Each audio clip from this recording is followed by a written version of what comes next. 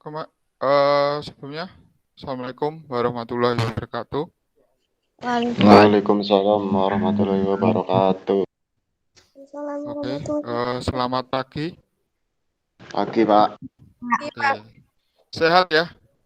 Ya, alhamdulillah. Sehat. Alhamdulillah sehat semua. Oke, untuk hari ini kita belajar mengenai yang namanya gangguan.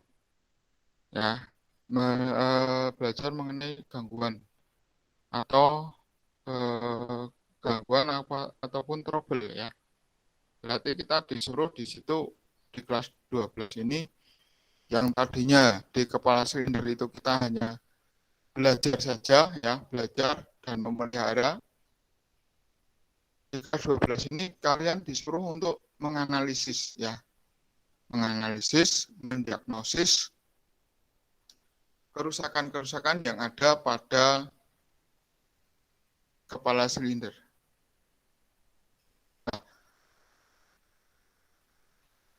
Anunya gimana sih? Kenapa harus didiagnosis? Kenapa harus dianalisis? Tujuannya apa, Mbak? Mas? Tujuannya apa? Kenapa harus dianalisis? Kenapa harus didiagnosis? Ya, dianalisis tujuannya biar kita mengetahui letak kerusakannya di mana, ya kan? Penyebabnya apa, dan lain sebagainya. Ya, sehingga kita bisa memperbaiki kerusakan-kerusakan yang ada pada mekanisme pada kepala silinder dan kelengkapannya. Ya. Nah, tentunya yang namanya apa komponen itu ya, yang namanya komponen itu kan entah itu di kepala silinder, entah itu yang ada di dalam mesin, itu pastinya lama kelamaan akan mengalami keausan dan kerusakan. Nah, akibatnya diakibatkan karena pemakaian motor yang terus-menerus. Ya. Kalau misalkan kalian ya menggunakan motor ya terus-menerus ya tanpa henti ataupun tanpa istirahat ataupun setiap hari dipakai, tentunya yang namanya komponen ya, komponen itu kan komponen dalam sebuah mesin itu kan terbuat dari apa sih? Dari logam ya? Benar? Benar. Oke, Ya, dari Pak. logam. Nah, logam ketemu logam, dampaknya apa? Mengalami keausan. Kausan. Nah, dari aus nanti lama ya sudah haus, lama nantinya akan menjadi rusak. Nah, kita di sini di kelas 12 itu dituntut ya, kalian di kelas 12 dituntut bisa mendiagnosis sampai pada memperbaiki. Ya. Dalam memperbaikinya itu tingkatannya tingkatan ringan, sedang maupun yang berat. Ya. Jadi nanti ketika kalian sudah lulus itu kalian benar-benar sudah siap. Sudah siap apa? Sudah siap dalam memperbaiki kerusakan yang ada pada sepeda motor. Entah itu mesin, entah itu kelistrikannya, entah itu sasisnya, itu nanti kalian dituntut seperti itu, harus bisa memperbaiki. Nah, dalam diagnosis di dalam kepala silinder, tentunya mempunyai yang namanya penyebab atau memiliki penyebab kerusakan di dalam komponen. Ya, komponen-komponennya itu kenapa bisa rusak? Pasti mempunyai penyebab. Nah, penyebabnya apa saja? Yang pertama terjadi overheating. Ya, terjadi overheating. Kenapa overheating? Nah, kenapa bisa overheating? Ya karena bisa banyak hal, ya. Kenapa bisa overheating? Mungkin sistem pelumasannya tidak bekerja, sistem pendinginannya tidak bekerja, ya kan? Terjadi gesekan terus-menerus, ya kan? Terus selain itu juga mungkin kompresinya terlalu tinggi. Nah, kompresi terlalu tinggi itu bisa disebabkan berbagai hal. Ya, mungkin karena terlalu tidak diberikan yang namanya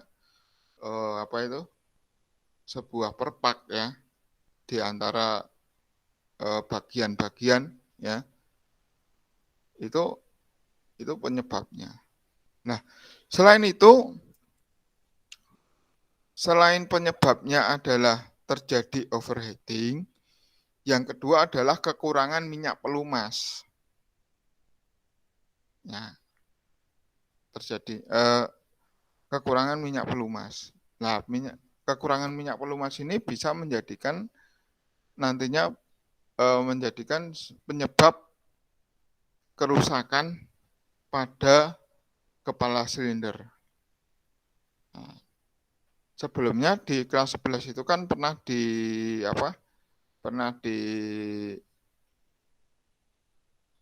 kita pelajari tentang sistem pelumas itu sampai pada kepala silinder dengan adanya pompa oli yang bekerja. Masih ingat? Masih ingat nggak?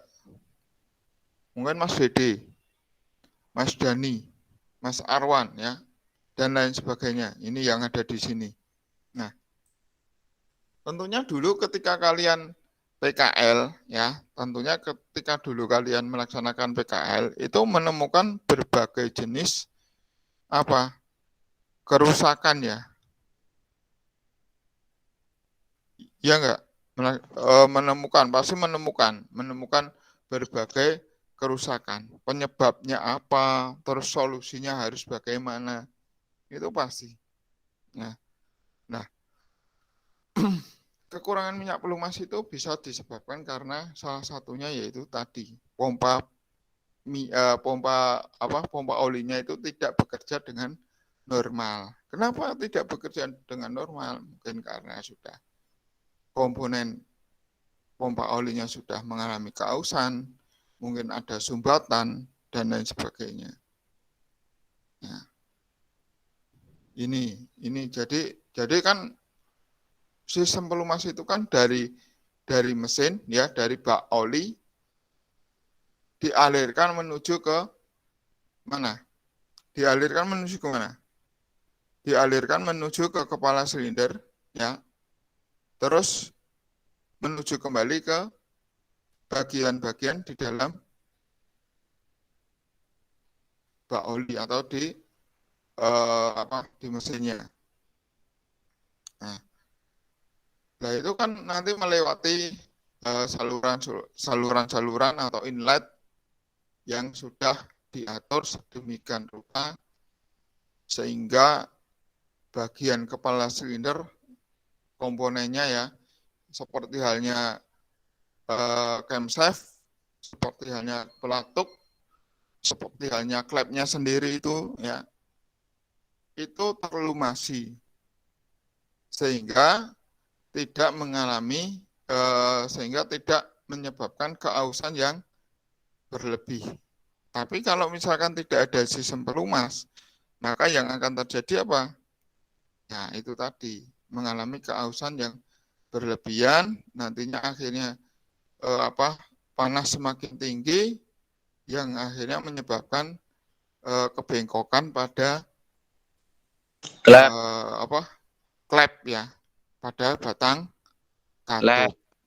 Nah, itu terjadinya seperti itu. karena tidak ada pelumasan di dalam tidak ada pelumasan di kepala silindernya. Nah, selanjutnya yaitu adanya benda asing masuk ke ruang bakar. Benda asingnya apa kira-kira? Ada yang tahu enggak? Kerikil mungkin, Pak. Kerikil Atau debu. Oke. Tugelan bau. Mas Harwan, mungkin tahu Mas Harwan? Baut yang patah mungkin. Baut yang patah, oke. Terus lainnya, Manda, mungkin Manda. Tahu Manda? Kenapa bisa ada benda asing masuk ke dalam ruang bakar? Benda asing apakah itu? Nggak tahu, Pak. Nggak tahu. Oke. Mungkin Santika? Serpihan komponen yang bergesekan. Oh ya, berarti serpian-serpian ya. Serpian-serpian komponen yang bergesekan. Oke.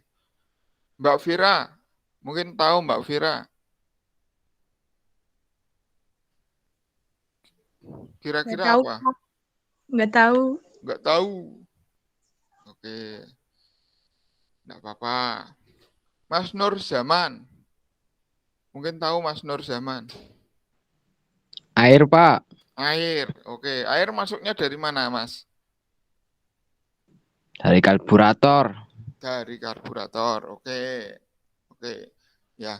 Jadi benda-benda asing itu bisa berupa tadi patahan ya, mungkin karena ada patahan baut ya pada waktu overhaul ya, overhaul mesin terus jatuh ke dalam ruang bakar, itu bisa juga terjadi, bisa juga karena debu ya yang terhisap oleh apa? Yang terhisap oleh itu oleh saringan udara, ya kan?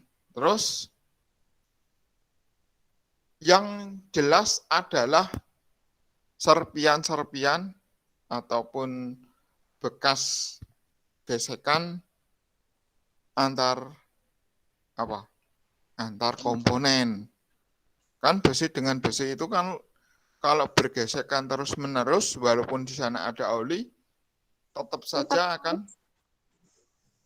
tetap akan membuat serpihan-serpihan ya yang kecil. Nah, itu yang namanya benda asing. Nah, benda asing itu nanti ketika tidak dibuang ya atau tidak dikeluarkan, maka nantinya akan menyebabkan keausan yang semakin parah. Ya kan? Nah, ini. Nah, selanjutnya yaitu apa? Pengencangan baut kepala silinder di luar batas momen pengencangan. Ya. Itu maksudnya kekencangannya tidak normal, tidak sesuai dengan standarnya. Donge standarnya misalkan 1 kilo dikait 2 kilo, misalkan kayak gitu. Misalkan kayak gini, ketika kalian beli paku misalkan, disuruh oleh tukang, Mas, tuku paku 1 kilo, tapi kalian belinya 1,5 kilo. Lah itu yang namanya tidak normal, ya, ukuran yang tidak sesuai dengan yang dimaksud. Makanya ketika mengencangkan baut itu kita harus melihat spesifikasi kekuatan ataupun kekencangan baut itu sendiri. Nah, ini pengencangan ini bisa juga kenapa bisa ada pengencangan di kepala silinder ini, mungkin dalam pengencangannya tidak rata, ya, tidak sama. Misalkan ada bautnya jumlahnya berapa sih Mas di kepala silinder itu? Di kepala silinder jumlah bautnya ada berapa? Bagian depan itu. Ada 4 ya? 4. 4, Ada Pak. 4. Oke. Lah, ketika kita mengencangkan baut ya, komponen apapun itu harusnya yang baik itu secara menyilang. Ya. Jadi atas dengan bawah bagian kiri, terus atas bagian kiri dengan bawah bagian kanan misalkan, atau sebaliknya gitu. Itu akan lebih mengurangi tingkat pengencangan yang tidak rata. Kalau misalkan dengan cara menyilang, insya Allah tingkat kekencangannya juga akan sesuai semua. Misalkan 1 kilo semua. Tapi kalau kalian hanya misalkan atas dulu dikencangkan terus bawah, nah itu nanti akhirnya kepala silinder sudah kelihatan rata, tetapi nantinya ketika dia sudah panasnya ketika motor itu dipakai, panasnya itu berlebih, maka yang terjadi adalah yang namanya kepala silinder ini akan mengalami lengkungan, ya itu jadi kita nanti ketika mengencangkan ya harusnya yang sesuai dengan spesifikasi, ya sesuai dengan panduannya gitu. Nah Pak, selama ini kita dalam praktek tidak menggunakan buku panduan. Ya kita nanti di kelas 12 ini kita belajar menggunakan buku panduan, buku reparasi, panduan reparasinya. Bagaimana sih cara pengencangannya, berapa sih ukurannya, kekencangannya yang diperbolehkan, yang sesuai dengan standar, akan seperti itu. Jangan sampai kita hanya ngasal gitu loh. Nah, jangan ngasal. Misalkan nih Mas Nikola Boren misalkan, mengencangkan baut misalkan, mengencangkan baut CVT. Baut CVT itu besarnya seberapa sih ya Mas? Kalau kita kencangkan dengan sekuat tenaga, pasti akan patah. Ya. Dol patah, terus ya intinya seperti itu. Ya. Nah, ini. Nah, jadi seperti itu. Nah, selanjutnya yaitu penyebabnya menyebabkan salah yang menyebabkan itu ya, atau penyebab kerusakannya yaitu salah pemakaian busi. Loh, Pak, pemakaian busi kok salah? Nah, ini yang di sini yang dimaksud adalah tidak sesuai dengan alur businya. Alur busi itu kan macam-macam ya. Ada yang halus, ya kan? Tingkat ulirnya itu ada yang halus, ada yang sedang, dan ada yang kasar. Nah, ini terus yang selanjutnya ada yang panjang, ulirannya itu ada yang panjang, ada yang pendek. Nah, ini harus sesuai. Jangan sampai, wah, sepenting ukurannya pas, Pak. Gedene podo. Iki iso mlebu, Pak. Iya, bisa masuk. Tapi panjang dan pendeknya belum tentu sama. Kalau terlalu panjang, dampaknya apa? Saker akan Nabrak. Nabrak. Nabrak, Pak. Iya.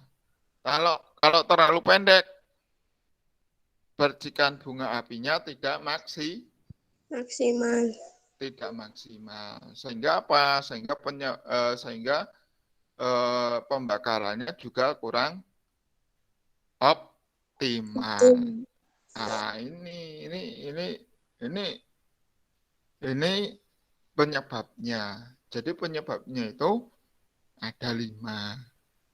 Terjadi overheating, kekurangan minyak pelumas, adanya benda asing, terus pengencangan baut kepala silinder di luar batas, ya, di luar batas momen pengencangan. Yang kelima adalah salah pemakaian busi. Coba diulangi lagi, Mas Rizky Hadian. Tadi penyebabnya ada berapa, Mas Rizky Hadian? Halo, Mas Rizky Hadian. Iya, Pak. Penyebabnya ada berapa, Mas? Kerusakan pada mekanisme pada kepala silinder. 4, Ada Pak. 4. Oke, tolong sebutkan.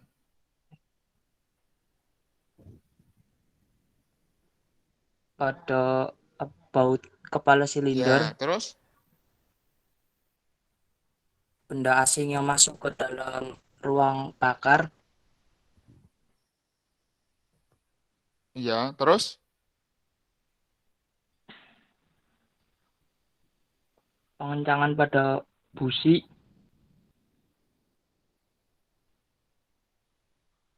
Pengencangan pada busi. Oh, ya, oke, ya, oke. Terus?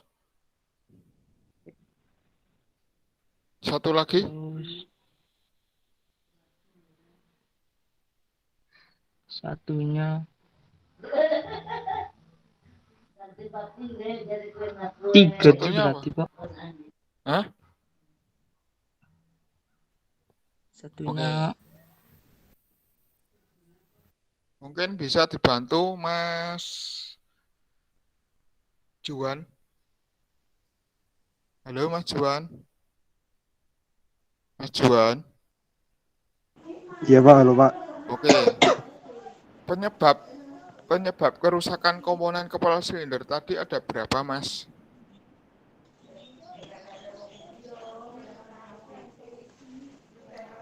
Penyebabnya ada berapa?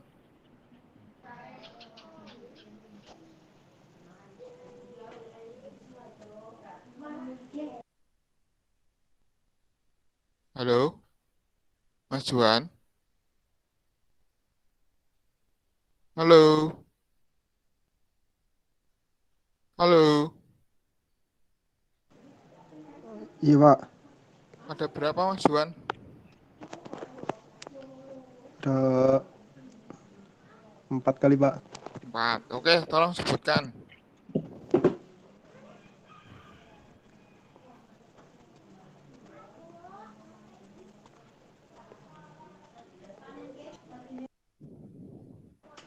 Bentar Pak. Oke, boleh. Silakan. Buka bukunya juga boleh kok.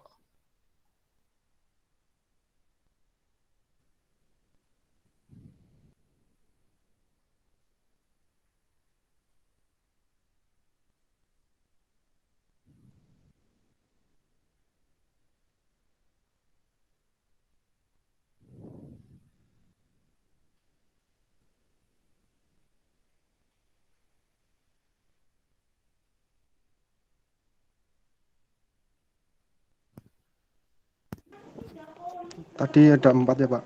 Ya, ada 4. Tolong sebutkan.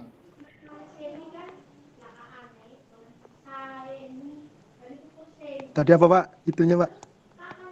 Penyebab kerusakan pada komponen kepala silinder. Komponennya. Katanya ada 4. Tolong sebutkan. Kalau menyimak, insya Allah bisa. Tapi kalau tidak menyimak, ya mungkin lupa. Iya Pak. Ada 4 Pak.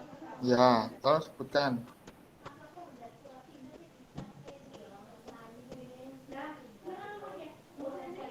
Katup bocor Pak. Katut bocor. Oke, terus. Sil- Kepala silinder memuai, Pak. Kepala silinder memuai. Oke, terus lanjutkan. Terus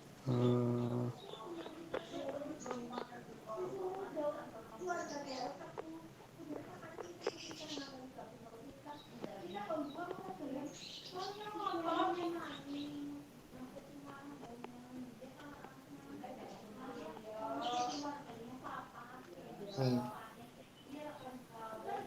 Mungkin Mbak siapa? Mbak Santika bisa membantu Mas Juan. Penyebab kerusakannya ada berapa?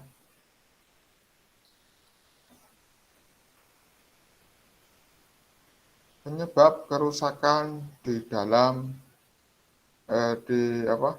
penyebab kerusakan komponen kepala silinder.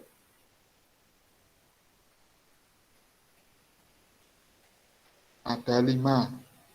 1. Terjadinya overheating. Kedua, kekurangan minyak pelumas. Ya. Ketiga, adanya benda asing masuk ke ruang bakar. Yang keempat, pengencangan baut kepala silinder di luar batas momen pengencangan. Nomor 5-nya adalah salah pemakaian busi.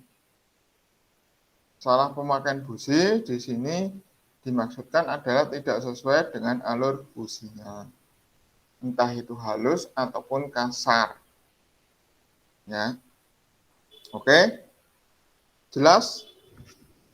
Jelas, Pak. Ada yang ingin bertanya? Halo?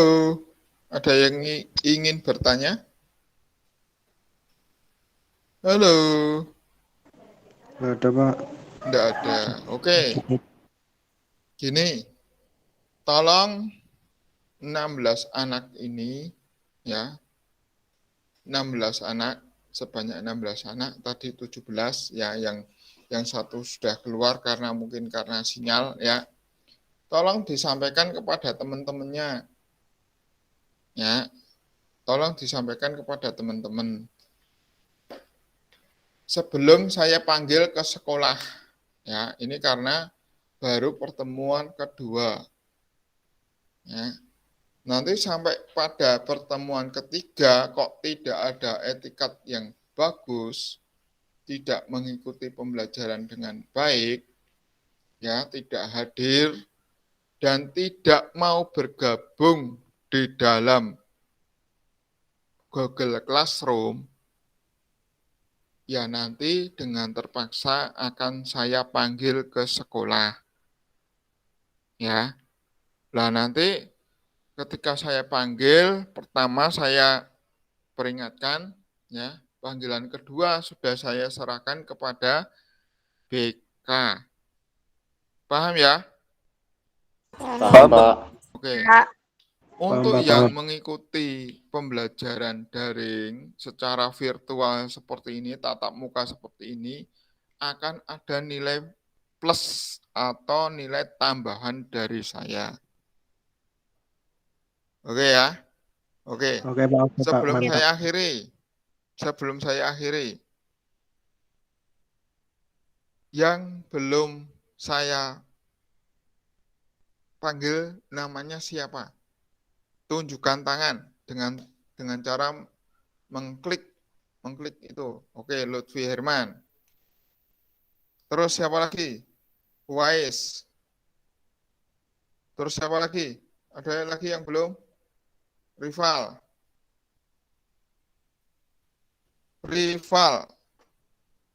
Terus ada lagi? Saya sudah belum, Pak. Nicola Boren.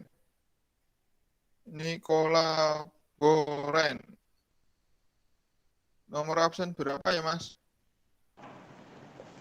Kayaknya sih saya 21, Pak. Kalau nggak salah. 21 ya. Oke, udah. Terus siapa Udah lagi ya, yang belum? makasih, Pak. Nomor 10, Pak. Coba, Pak. Nomor 10. Udah. Oke ya. Oke, Pak. 1, 2, 3, 4, 5, 6, 7, 8, 9, 10, 11, 12, 13, 14, 15, 16. Satu lagi tadi siapa? Yang belum ya? Saya Pak, saya lupa absen saya Pak.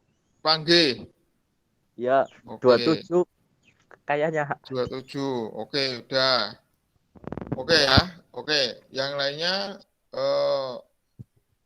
ini kalau yang merasa belum tak panggil, nanti yang mengikuti pembelajaran hari ini silahkan langsung WA ke saya.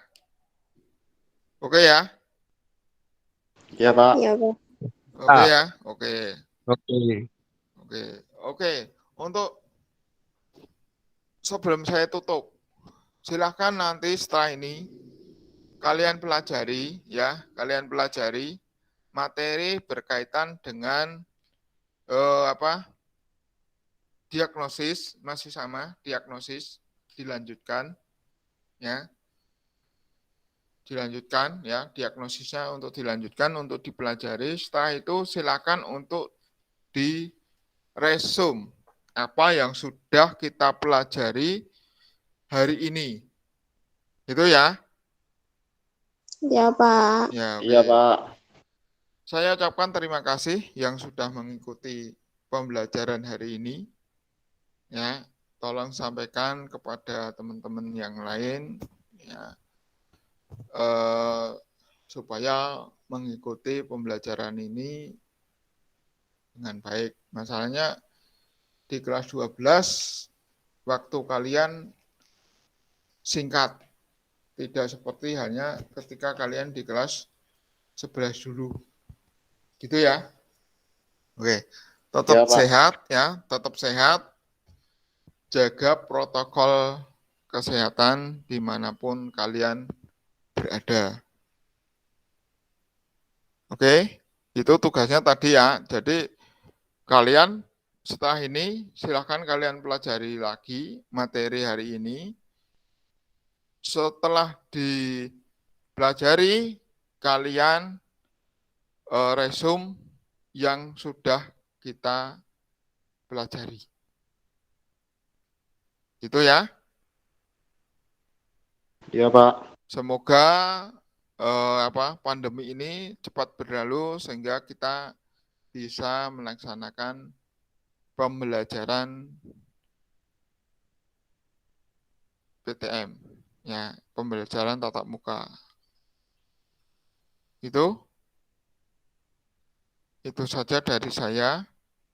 Kurang lebihnya mohon maaf. Wassalamualaikum warahmatullahi wabarakatuh. Waalaikumsalam warahmatullahi wabarakatuh. Oke, silakan boleh keluar dari kelas ini.